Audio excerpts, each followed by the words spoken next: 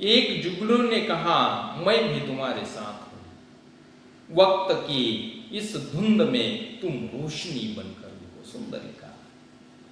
माणिक वर्मा जी कहते हैं, जब वक्त हमारा साथ न दे रहा हो, जैसे हमने ऊपर देखा है कि प्रतिकूल परिस्थितियां मनुष्य के जीवन में आ जाती है, ऐसी जब स्थिति मनुष्य के जीवन में आ जाती है तो हर तरफ असफलता धुंध के समान छाई जाती है। असफलता हमें दिखाई देती है। कभी कभी ऐसी प्रतिकूल परिस्थिति हमारे सामने आ जाती, निराशा रूपी अंधकार का साम्राज्य छा जाता है। निराशा ही निराशा सभी ओर हमें दिखाई देती है। यही निराशा जब हमारे जीवन में आ जाती है, ऐसे समय में एक छोटी सी आशा की किरण भी बहुत बड़ा सहारा बन सकती है। ऐसा जब मनुष्य विचलित हो जाता है, प्रतिकूल परिस्थिति में विचलित हो जाता है, जो भी काम करता है उसी में असफलता उसे मिल जाती है। जब चारों ओर असफलता दिखाई देती है, निराशा से वह व्याकुल हो जाता है। निराशा ने उसे घेर लिया है और ऐसे वक्त कोई सामान्य सी आशा की किरण जब उसके सामने दिखाई देती है, एक छोटी सी किरण जब उसके सामने दिखाई देती है, तो वह भी बड़ा सहारा बन जाता है, बड़ा सहारा बन जाता है। ऐसे बहुत सारे उदाहरण हैं। डूबने वालों को तिनके का सहारा जैसे कहा जाता है। एक आध व्यक्ति डूब रहा है, लेकिन उसे वह तिनका मिल जाता है, उसी तिनके के सहारे वह अपना जीवन बचा सकता है। एक सामान्य किरण को लेकर वह आगे बढ़ सकता है। वह भी हमारे जीवन में एक किरण भी बहुत बड़ा सहारा बन सकती है। ये बड़ी बात है। निराश तो होना नहीं है। प्रतिकूल परिस्थितियां आई है तो हमें निराश होना ये गलत बात है, लेकिन जब ऐसा समय आ जाता है तो कोई न कोई एक आशा की किरण हमारे सामने खड़ी हो जाती है और वह हमें बचाने का काम कर सकती है, इस अंधकार से निकालने का काम कर सकती है। जैसे कि घने अंधकार में चमकता हुआ जुगनू। जब घना अंधकार हमें दिखाई देता है, ऐसा घना अंधकार, और उस घने अंधकार में एक आध जुगनू हमें चमकता हुआ दिखाई देता है। रात के समय जुगनू चमकता हुआ दिखाई देता है। ये दिन में कभी दिखाई नहीं देता। जब अंधेरा छा जाता है तो ही वह जुगनू चमकता हुआ दिखाई देता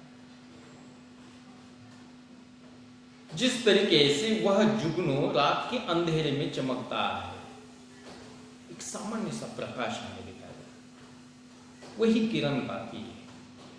मनुष्य जब अंधकार में दिखाई देता है, अंधकार निराशा का घोर अंधकार में वह जब दिखाई देता है, तो ऐसी एक जुगनू की तरह एक आशा की किरण लेकर वह जिस तरीके से जुगनू चमकता है, उसकी एक प्रेरणा लेकर मनुष्य ने आगे बढ़ना ही आवश्यक है। तुम्हें भी निराश हताश लोगों के मन में आशा की किरण जगानी चाहिए। आगे जो मनुष्य जो घोर अंधकार में छाया हुआ है, अपने पास ज्ञान है, उसी ज्ञान से लोगों को बताना है कि इससे हम कैसे जुदा हो सकते हैं, इससे हम आगे कैसे बढ़ सकते हैं, इस परिस्थिति से या इस परिस्थिति का सामना हम किस तरीके से कर सकते हैं, ये भी हम मनुष्य को बता सकते हैं जब हमारे पास ज्ञान है। तो ये भी ज्ञान आपके अच्छे मानवता दिखाता है। एक मानव धर्म जिस तरीके से कहा जाता है, वही मानवता धर्म को लेकर मनुष्य उन्हीं लोगों की सहायता करता है जो घोर अंधकार में पड़े हुए दिखाई देते हैं। घोर अंधकार जिसके सामने छाया हुआ है, सभी और हमें प्रतिकूल परिस्थिति नजर आ जाती है, तो ऐसे में हम लोगों की सहायता करनी चाहिए। उन्हीं के मन में ऐसे विचारों को लाना है जिससे वह मनुष्य उस स्थिति से बाजू हट सकता है और एक अच्छा सा जीवन जीने के लायक बन जाता है। ऐसा हमें उसे मार्गदर्शन करना है। यही माणिक वर्मा जी इन पंक्तियों के माध्यम से कहते हैं। एक मर्यादा बनी है हम सभी के वास्ते, एक मर्यादा बनी है हम सभी के वास्ते, गर तुम्हें बनना है मोती सीप के अंदर देखो। सुंदर लिखा है यहाँ, एक मर्यादा है। सभी मनुष्यों के लिए समाज में रहने के लिए कुछ सीमाएं होती है। मनुष्य जीवन जीता है, लेकिन जीवन व्यतीत करते वक्त कुछ सीमाएं उसके जीवन में हमें दिखाई देती है, जिनका हमें पालन करना होता है। कुछ नियम होते हैं, उन्हीं नियमों का मनुष्य ने पालन करना आवश्यक होता है। तभी समाज में हमें और हमारे व्यवहार को स्वीकार समाज करता है। जब हमने नियमों का सहारा लिया, नियमों के अनुसार हमने जीवन व्यतीत किया, तो समाज हमारा स्वीकार करता है। हमने नियमों को तोड़कर अगर कोई गलत काम किया, जो भी नियम बनाए, जो भी सीमाएं हमें दिखाई दे रही है, उसे छोड़कर हमने गलत काम किया, तो समाज हमें अपनाता नहीं है, हमें कभी अपनाता नहीं है। अगर तुम चाहते हो कि लोगों में तुम्हारी कोई पहचान बने, तो जिस प्रकार उदाहरण दिया माणिक वर्मा जी, उदाहरण देते, अगर आप चाहते हैं कि आपको कोई पहचान सके, आपकी कोई पहचान बने, ऐसा अगर आपको लगता है कि हम स्वयं किसी समाज में पहचान बनकर जीना चाहते हैं, तो हमें क्या करना चाहिए? उसके लिए उदाहरण दिया, जिस प्रकार सीप के अंदर मूल्यवान मोती छिपा होता है, सीप के अंदर छिपा होता है, जिस तरीके से वह छिपा हुआ नजर आता है, उसी प्रकार तुम्हें समाज के कल्याण के लिए श्रेष्ठ कर्म करने चाहिए। तुम्हारी यह कल्याण भावना तुम्हें एक पहचान देगी, सम्मान देगी। हमें जीवन व्यतीत करते वक्त समाज के प्रति, लोगों के प्रति अच्छी कर्म करते रहना। हमें मोती बनना है। मोती की क्या कीमत होती है आप जानते हैं। जिस तरीके से मोती की मालाएं गले में धारण की जाती है, जिससे मनुष्य की शोभा बढ़ जाती है, उसे अलंकार बनाकर परिधान किया जाता है। लेकिन वह मोती किसी सीप के अंदर छिपा हुआ है। वो कभी बाहर आकर वह स्वयं कहता नहीं कि मुझे अलंकार बनाकर अपने गले में डालो, अपने हाथ में डालो। वो कभी कहता नहीं। उसे सीप के अंदर वह सुंदरता छिपी हुई दिखाई देती। वैसे भीतर ही भीतर समाज में रहते वक्त मनुष्य ने अपने जीवन में अच्छी कर्म करना है, जिस तरीके से वह मोती करता है। अंदर रहता है, सुंदर है, अलंकार के लायक वह बन चुका है, लेकिन सीप के अंदर है। समाज में रहते हुए भी समाज में रहने के बाद हम सभी के सामने नहीं आना। हमें अपने कर्मों से, अपने अच्छी कर्मों से हम कर्म करते रहना है, कर्म करते आगे बढ़ना है। समाज के हित के लिए हमें कर्म करना है, अच्छे कर्म करना है। तब एक दिन ऐसा आ जाता है, एक दिन समाज के कल्याण की भावना आप अगर आपके मन में रखकर आप काम करते हैं, तो एक दिन जरूर ऐसा आएगा, आप लोगों के लिए पहचान बन जाओगे और वही समाज आपको सम्मान भी दे सकता है। कब सम्मान दे सकता है? जब अच्छे कर्म किए तो हमें समाज सम्मान देता है, हम पहचान बन जाते हैं, अच्छे कर्मों की पहचान बन जाते हैं। जैसे संतों ने अच्छा कर्म किया, पहले तो कष्टों को सहना पड़ता है और कष्टों को सहने के बाद भी आज उन्हीं का नाम लिया जाता है। ये अच्छे कर्मों के कारण उनका नाम लिया जाता है। आज भी वह समाज में प्रतिष्ठित माने जाते हैं। ऐसी पहचान बननी है तो मनुष्य ने अपने जीवन में हमेशा समाज के कल्याण की भावना मन में रखकर कर्म करते रहना आवश्यक होता है। यही इस पंक्तियों का अर्थ है। डर जाए फूल बनने से कोई नाजुक कली, डर जाए फूल बनने से कोई नाजुक कली, ना तुम खिलते फूल पर तितली के टूटे पर देखो। बात ऐसी है कि माणिक वर्मा जी यहाँ कहते हैं, यदि कोई कोमल कली फूल बनने से डर रही हो, यदि फूल की पहली अवस्था कली और वह कली डरने लगी, फूल बनने से डरने लगी, तो कली जानती है कि उसके फूल बनते ही तितलियां उसका रस चूसने के लिए आएगी और फूल बने कली को परेशान करेगी। वो जानती है, कली जानती है कि मैं जब बड़ी बन जाऊंगी मेरा फूल बन जाएगा, और फूल बनने के बाद तितली अपने आप भौरे अपने आप उस फूल के ऊपर आकर बैठ सकते हैं और बैठने के बाद उसका रस चूस सकते हैं। रस चूसने के लिए वह स्वयं आ सकते हैं और आने के बाद उसी फूल को परेशान कर सकते हैं। ऐसा उस कली ने सोचा तो वह डर गई है, ऐसा कहा जाता है। मनुष्य ने अपने जीवन में ऐसा अच्छा कर्म करते वक्त कभी आगे के बारे में कभी सोचना नहीं है कि हमने ऐसा करने के बाद ये संकट, ये दुख हमारे सामने आ सकता है। जब दुख आए तब देखा जाएगा, ऐसा सोचकर अच्छी कर्म करते हुए आगे बढ़ना है। दुख आने वाला है इसलिए वह रास्ता छोड़कर दूसरे रास्ते से चले जाए तो ये गलत बात है।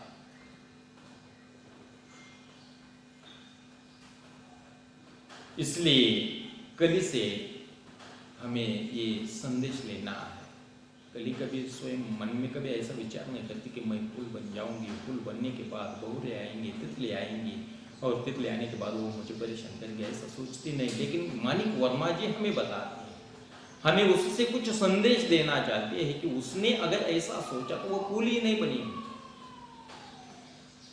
अगर उसने ऐसा नहीं सोचा तो वह सुंदर फूल बन सकती है। ये भौरे आने वाले हैं, तितले आने वाले हैं, और तुम अगर ऐसा सोचते हो तो तुम फूल को तितली से बचाने का प्रयास करो, अर्थात उसके डर को दूर करने में उसकी मदद करो। देखिए बात ऐसी है कि उस कली से हमें, उस कली को हमें सहारा देना, कली से कहना है कि हम तितलियों को कैसे भगा सकते हैं, हम भौरों को कैसे भगा सकते हैं। कहने का मतलब आपके समझ में आया होगा कि सामने ये संकट आने वाला है और आने वाले संकट से हम कैसे दूर हो सकते हैं, उन्हीं संकटों का सामना कैसे कर सकते हैं। अगर हमने बताया तो वो कभी डर नहीं सकता। जिस तरीके से उसी कली को हम बताना चाहते हैं कि जब आप फूल बन जाओगे, ये तितलियां आने के लिए वो तैयार हो जाएगी, लेकिन उससे डरने की कोई बात नहीं है। ये तो संकट आने वाला है, मनुष्य जीवन में संकट आने वाले हैं। जैसे हम आगे बढ़ते हैं तो संकट आ जाता है, लेकिन संकट आया है ऐसा सोचकर हमने उस रास्ते से दूसरे रास्ते पर चला जाना चाहा तो ये गलत बात हो सकती है। हाँ, हमेशा के लिए मनुष्य ने आगे बढ़ते रहना चाहिए, चाहे संकट आए, काल बवंडर आए, लेकिन इन्हीं बवंडरों का सामना करते हुए ही आगे बढ़ने की हिम्मत उस तितली के पैर, टूटे हुए पैरों को देखकर फूल को हमें उस तितली से बचाने का प्रयास हमें उनसे करना है, अर्थात उसे डर को दूर करने में उसकी मदद करनी है। उसके मन में जो डर छिपा हुआ दिखाई देता है, उस कली के मन में जो डर छिपा हुआ है, उन्हीं डर को निकालने का हमें प्रयास करना है। अगर हमने ऐसा किया तो वह खिलते हुए, वो कली खिलते हुए फूल बन जाएगी और हंसते हंसते वह अपना जीवन जी सकेगी। ऐसा जीवन जीने के लिए हमें लोगों को बाध्य करना है, ऐसा जीवन जीने के लिए बाध्य करना है। हमेशा कष्टों के बारे में भी उन्हें सचेत करना है। ऐसे कष्ट आने वाले हैं, ऐसे दुख आने वाले हैं, ऐसे संकट आने वाले हैं, लेकिन इन्हीं संकटों का, इन्हीं दुखों का, इन्हीं आने वाले संकटों का हम हंसते हंसते सामना किस तरीके से कर सकते हैं, ये भी हमें उन्हें बताना है। तो मनुष्य सुखी बन जाता है, उसके जीवन की सार्थकता बन जाती है।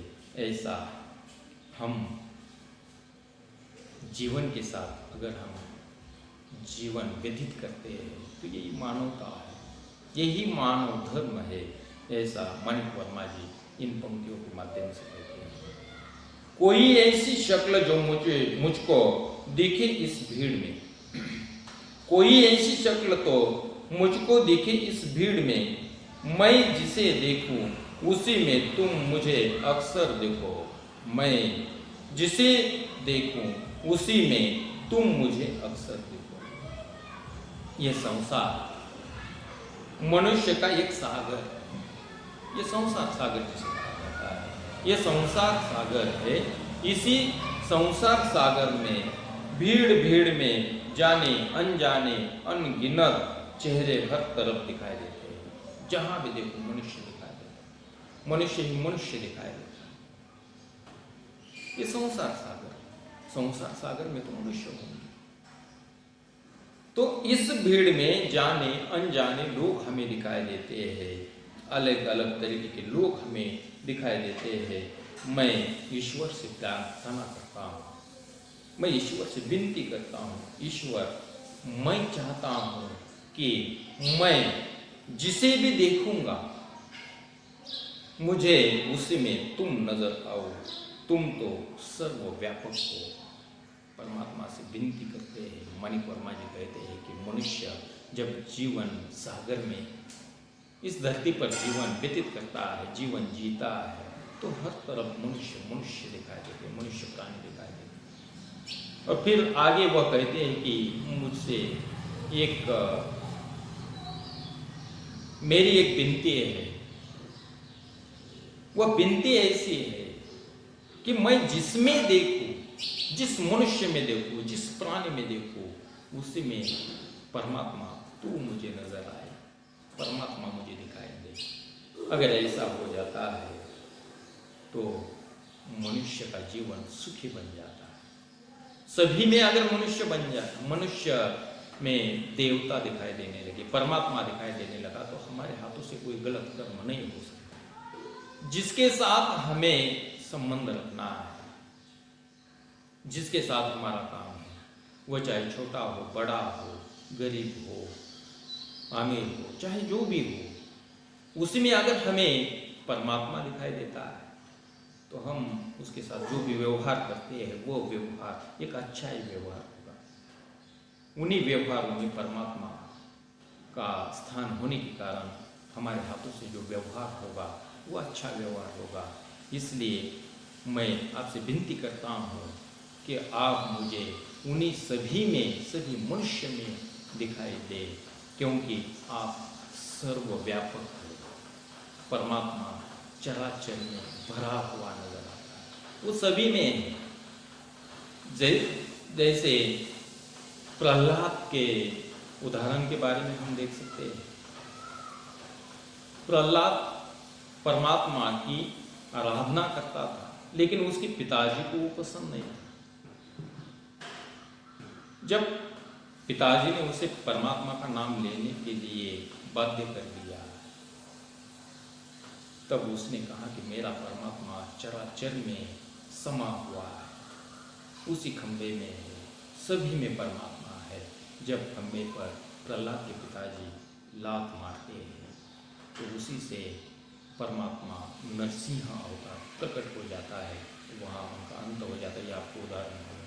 जिस तरीके से सभी में ये परमात्मा स्थित है, सभी में परमात्मा दिखाई देता है, सर्वव्यापक परमात्मा है।